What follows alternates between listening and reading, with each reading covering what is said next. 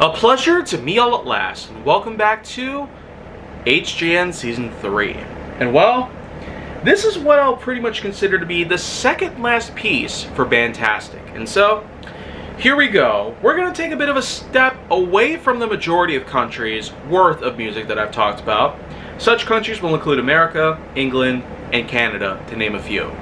But what we're going to do for this piece, being that it's the second to last, and it probably will be one of the only chances I'll have to do this, is Denmark. Specifically a band known as Cryoshell, though I'm sure it's known as Cryoshell because of its Danish simplicity. And so, Cryoshell is officially what I've called them.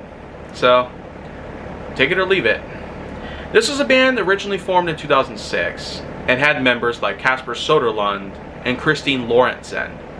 Of course, this was not just any rock band throughout the mid to late 2000s, and even to this very day, I mean, can you believe it? They might not be creating anything album related nowadays, but their one album, which is just a simple title known as Cryoshell, yeah, went straight for the self-titled piece. And of course, as I mentioned before, there were tons of bands that I have works on my phone here, and well, that's exactly what I'm about to show you guys. So here we go, pretty much. Well, here it is. This is the self-titled album, Cryoshell, in 2010, basically.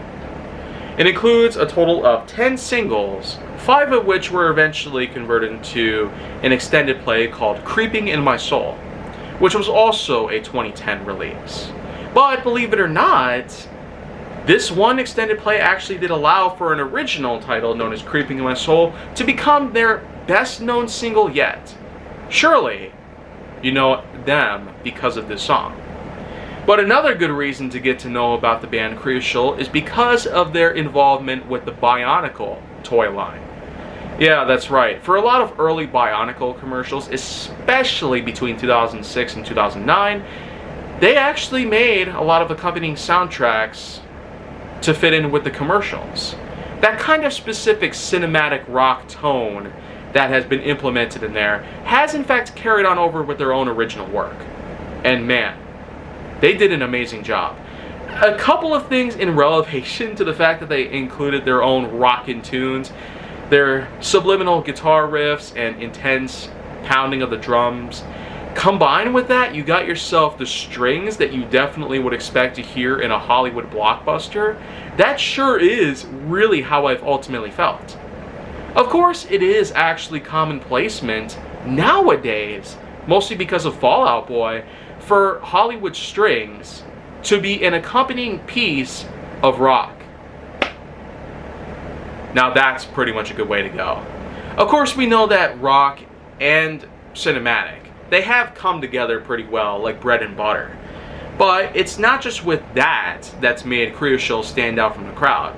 It's also not just because of the fact that it has a female being the lead singer of the group. Quite similar to Amy Lee being the lead singer of Evanescence. Even though that's a whole different type of band, from a whole different generation, and a whole different country. But you know what though? Cryoshell has definitely become one to stand out amongst many others because of a number of other factors. They've only made one album, as I've said, and their extended play album known as Creeping in My Soul has so far allowed for Creeping in My Soul, the single, to become their best one yet. But, as I've mentioned earlier, they have actually gone on even after 2010. Well, a couple of good examples that I can showcase will include 2012's Breakout. That, at the time, was set to be their last single they ever made. But, surprise, surprise, this came out. This is Gravity Hurts, featuring Christine Lorentzen and the Budapest Art Orchestra.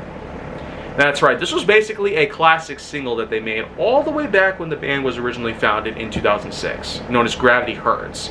Of course, I do have the original as well. It was extremely rare back then, but someone was able to upload the original track to YouTube, and well, since then, I've downloaded it. It's on my phone alongside this orchestral version of the song. Well, I say the orchestral version of Gravity Hurts, a single that practically nobody really heard about until more recently, it was an amazing piece.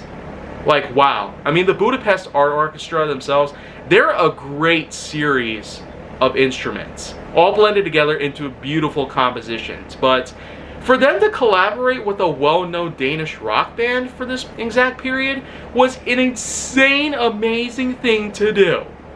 For early 2018, a time when supposedly rap was becoming the biggest thing in the whole world for unnecessary reasons, Christine Lorentzen of Cryoshell goes to the Budapest Art Orchestra and they work together and recreate a lost single of theirs. Wow. That is what you call an amazing achievement in life. Oh, but you know what though? It didn't necessarily stop there, because only a month later, in February 2018, they brought along a new single of theirs, known as Nature Girl. I mean, just look at that artwork. It kind of reminds me of Austin Wintory, pretty much, with a album called Journey. It kind of has that Destiny 2 or even Long Dark kind of feel to it.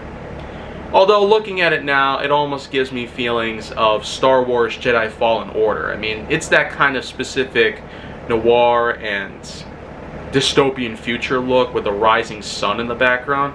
It sure is a way to go, but Nature Girl was also pretty decent, being the only new original material they made. Unless you want to count the Gravity Hurts with the Budapest Art Orchestra. But even then, well, guess what? They also made more singles after that. Later in 2018, they made a single called Don't Look Down, which probably is one of the most amazing pieces, even though the quality sucks. I don't know what it is with audio clarity. Why are so many things lacking nowadays? But once again, it didn't stop there. In October of 2018, we got this, Slipping. And then they would take a little break after all that singles and all that live touring and stuff, which would take place throughout most of 2018. But in 2020, they made a single called Dive. Wow. That really goes to show they are not willing to let go. And I hope that they don't let go. Like, even to this very day, I'm quite concerned. What could they possibly do for more recent singles? If Fall Out Boy could become huge and epic for a brand new album, as well as 2 new singles, including their own take on We Didn't Start the Fire by Billy Joel, what could Cryoshell do in their own distinct fashion? Their distinct cinematic rock style that comes all the way from Europe. What could they possibly do nowadays?